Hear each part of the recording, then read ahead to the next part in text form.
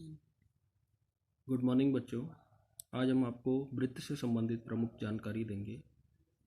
तो सबसे पहले वृत्त की परिभाषा, वृत्त किसे कहते हैं। ये एक वृत्त है। आपने अपने दैनिक जीवन में भी वृत्त के उदाहरण देखे होंगे, जैसे चूड़ी देख सकते हैं आप। तो चूड़ी एक वृत्त का उदाहरण है। जैसे परिभाषा हम लिखें इसकी, तो वृत्त एक बंद वक्र होता है जो एक निश्चित बिंदु से बराबर दूरी पर रहता है। ध्यान से देखें, ये एक बंद वक्र है। बंद वक्र मतलब क्लोज कर्व, यानी ये वक्र है जो कि चारों तरफ से बंद है। और यहाँ पर एक निश्चित बिंदु है। निश्चित बिंदु से वक्र तक की दूरी, यानी ओ बी हो या ओ सी हो या ओ ए हो, सभी जगह में निश्चित बिंदु से बंद वक्र की दूरी कितनी होती है? समान होती है। तो यही वृत्त की परिभाषा हो जाएगी। साधारण शब्दों में आप कह सकते हैं कि वृत्त एक बंद वक्र है जो एक निश्चित बिंदु से समान दूरी पर स्थित होता है। वृत्त के संबंध में जानकारी, ये जो निश्चित बिंदु है इसे हम वृत्त का केंद्र कह लेंगे, यानी बिंदु O वृत्त का केंद्र है। और ये वक्र है, इस वक्र को हम वृत्त की परिधि कह सकते हैं। नेक्स्ट हमने पढ़ा वृत्त की त्रिज्या। वृत्त की त्रिज्या परिभाषा के अनुसार केंद्र को परिधि से मिलाने वाली सरल रेखा। वृत्त का केंद्र क्या है? बिंदु O है।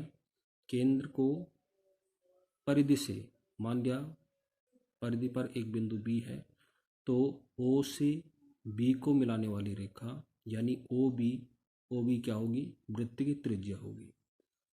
इसी प्रकार से OC भी वृत्त की त्रिज्या है तथा OA ये भी वृत्त की त्रिज्या है। और तीनों के मान, किसी वृत्त में सभी त्रिज्याएं कैसी होती हैं? समान होती हैं। यानी OB बराबर OC बराबर OA, यानी वृत्त की सभी त्रिज्याएं आपस में समान होती हैं। नेक्स्ट व्यास। व्यास लिखा इसमें परिधि को मिलाने वाली सरल रेखा। दो बिंदु परिधि पर मिलाए जाते हैं, एक सरल रेखा के द्वारा मिलाए जाते हैं, और इनके साथ शर्त क्या है? जो केंद्र से होकर गुजरे, यानी परिधि को मिलाने वाली सरल रेखा जो केंद्र से होकर गुजरे उसे हम वृत्त का व्यास कहते हैं। यहाँ पर उदाहरण के लिए बिंदु A वृत्त की परिधि पर स्थित है और बिंदु B ये भी वृत्त की परिधि पर स्थित है। AB सरल रेखा जो है वृत्त के केंद्र O से होकर गुजरती है, तो AB क्या होगा? AB वृत्त का व्यास होगा। आप यहाँ पे नोटिस कर सकते हैं, OB वृत्त की त्रिज्या है, OA वृत्त की त्रिज्या है तथा AB वृत्त का व्यास है। यानी हम कह सकते हैं कि वृत्त की त्रिज्या का दोगुना वृत्त के व्यास के बराबर होता है।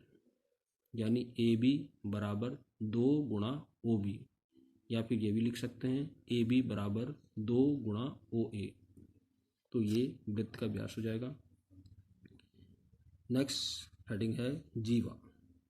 जीवा सिंपल सा उदाहरण, सिंपल सी डेफिनेशन, परिधि को मिलाने वाली सरल रेखा। दो बिंदुओं को, परिधि पर स्थित दो बिंदु हैं, उनको मिलाने वाली सरल रेखा क्या कहलाएगी? वृत्त की जीवा कहलाएगी। मान लिया बिंदु P तथा बिंदु R। बिंदु P तथा बिंदु R ये कहाँ हैं? वृत्त की परिधि पर स्थित हैं। तो इन दोनों बिंदुओं को एक सरल की रेखा के द्वारा हमने मिला दिया, PR से मिला दिया, तो ये PR क्या होगा? वृत्त की जीवा हो जाएगी। इसी प्रकार और भी उदाहरण हम इसके हम देख सकते हैं। अब AB जो है, A वृत्त की परिधि पर है और पुनः बिंदु B ये भी परिधि पर स्थित है, तो AB वृत्त की एक जीवा है। हमने अभी पहले पढ़ा था कि AB वृत्त का व्यास भी है, यानी वृत्त का व्यास वृत्त की सबसे बड़ी जीवा है।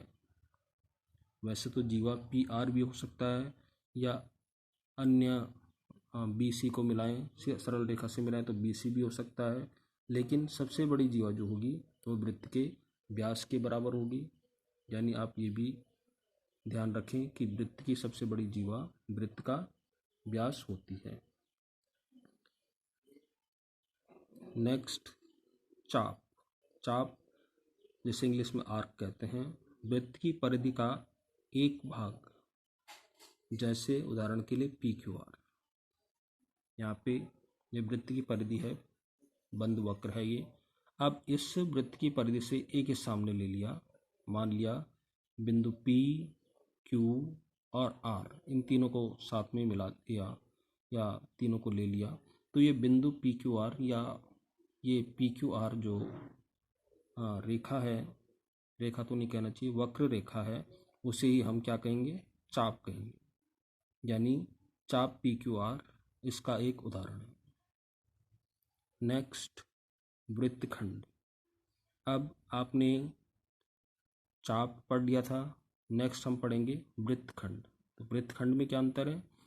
वृत्तखंड वृत्त के चाप तथा जीवा द्वारा वृत्त का पृथक किया हुआ भाग वृत्तखंड कहलाता है। यानी वृत्त का चाप PQR ये एक वृत्त का चाप है, और जीवा PR वृत्त की जीवा है। तो इस शेडेड पोर्शन को, इस रेखांकित बल्कि रंग से जो भरा हुआ है शेडेड पोर्शन जो है, इस शेडेड पोर्शन को हम वृत्त से अलग कर दें, वृत्त से हटा दें, तो ये PQR भाग जो होगा ये क्या कहलाएगा, वृत्तखंड कहलाएगा।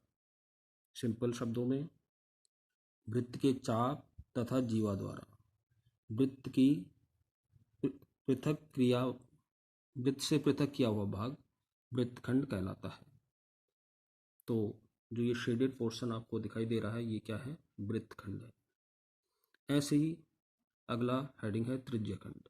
अब वृत्तखंड और त्रिज्यखंड, इनमें क्या अंतर है? त्रिज्यखंड वृत्त के चाप तथा दोनों त्रिज्याओं को मिलाने वाले रेखाखंड को हम क्या बुलाएंगे, हम क्या बोलेंगे, हम इसको त्रिज्यखंड बोलेंगे।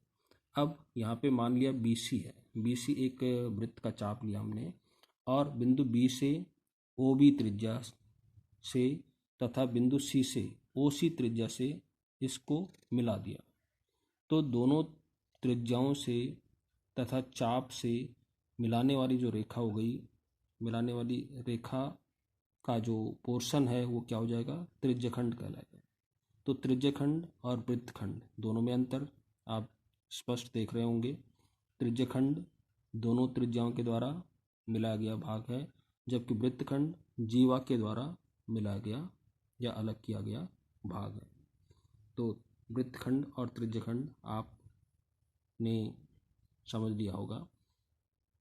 अब वृत्त से संबंधित कुछ और प्रमेय हमारे पास हैं जिनको हम अगले वीडियो में पढ़ेंगे। Thank you.